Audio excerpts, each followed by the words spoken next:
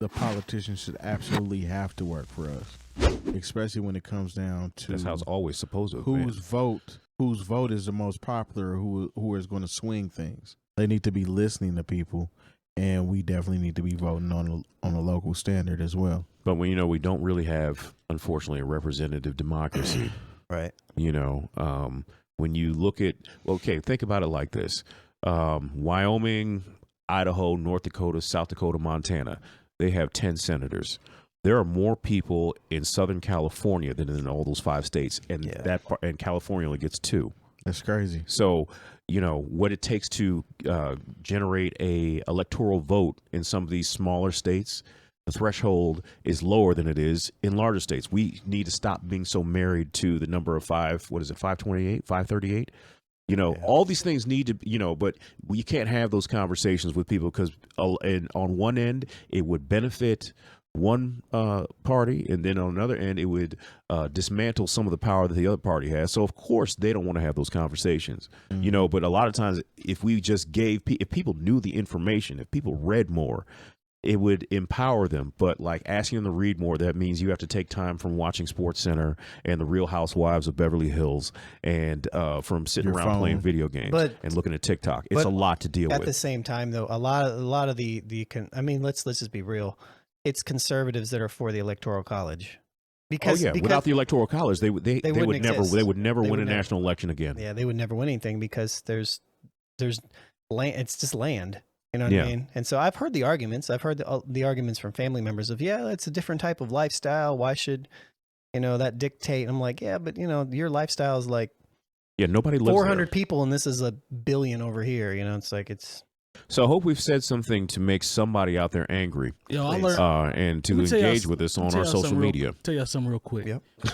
I learned so much when y'all talk politics because that's not my area of any type of expertise. It's not mine either. I'd sound like an idiot if I were to get highly engaged in some of these conversations, but I sit back and listen.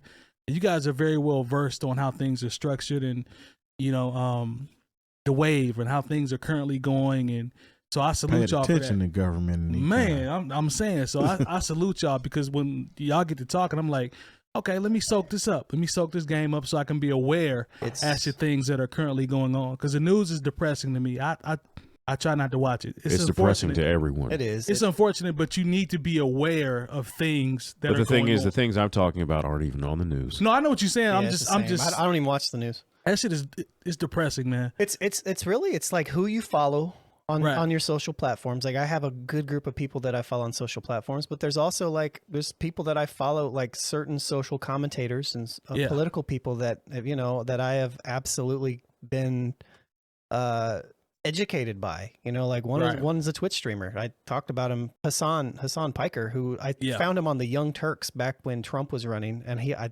remember when I was following them a little bit, and he had this one segment. I was like, who is this guy who's talking reckless about Trump? And then he ends up having a Twitch show every single day. That's how and I'll tune into him and I'll listen to him talk about different type of political. He'll literally react to stuff. So he'll watch Ben Shapiro and he'll literally just pick Ben Shapiro's shit completely apart. Like he'll destroy Ben Shapiro, and he'll go and he'll watch somebody else and he'll articulate it from different standpoints. And I'm just like, gosh, sharp. So no, he's super sharp. But it's what I enjoy about it is that it's kind of like news, but it's just like his commentary on it. So you're watching it with a grain of salt as you're watching it, because you know that it's just what his feelings are, but you're getting both sides of everything, or if you even want to consider it that, right in real time. You get what the people are saying, then you get what his commentary is on top of it. I remember driving away from your crib.